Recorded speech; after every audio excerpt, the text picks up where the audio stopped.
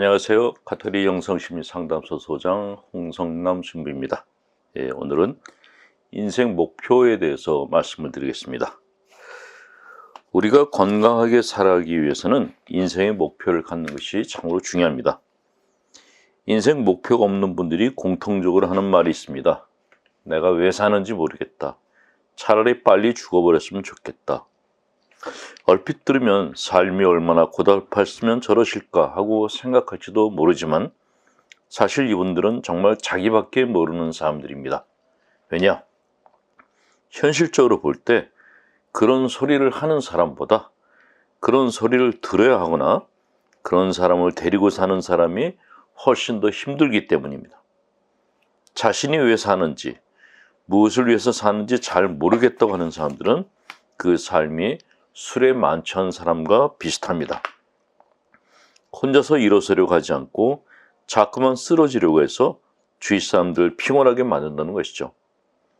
또 그런 맥없는 소리를 하는 사람들은 병에도 잘 걸립니다. 살기 힘들다, 죽겠다면서 자기 마음과 몸을 함부로 다뤄서 결국 병원에서 생돈을 날리는 것입니다. 이러니 죽겠다고 하는 분들은 동정할 수가 없는 것입니다. 그럼 이런 분들은 어떻게 해야 되는가?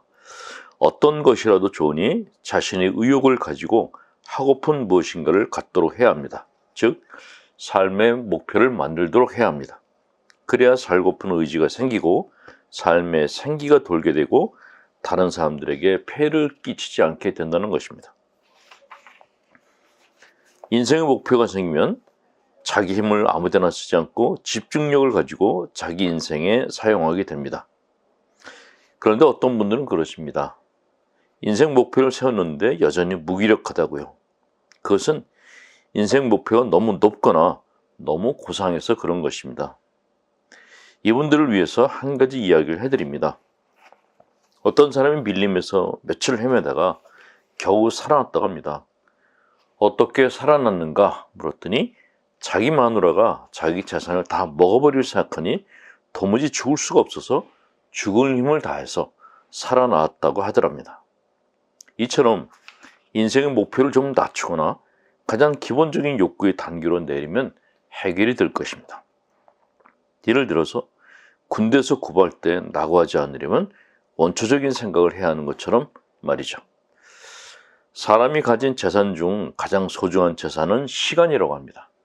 우리가 하나님 앞에서 심판받을 때에도 가장 먼저 시간을 어떻게 사용해야 하는가에 대한 질문을 받는다고 그러죠. 현실에서 살맛 나는 인생을 살고 주님 앞에서도 당당하게 서 있기 위해서는 우리 인생 목표를 잘 세우고 사셔야 될 것입니다. 반복드리겠습니다. 전능하신 하나님, 성부와 성자 성령께서는 우리 교우들에게 축복을 내리셔 길이 머물게 하소서. 아멘. 홍성남 신부였습니다.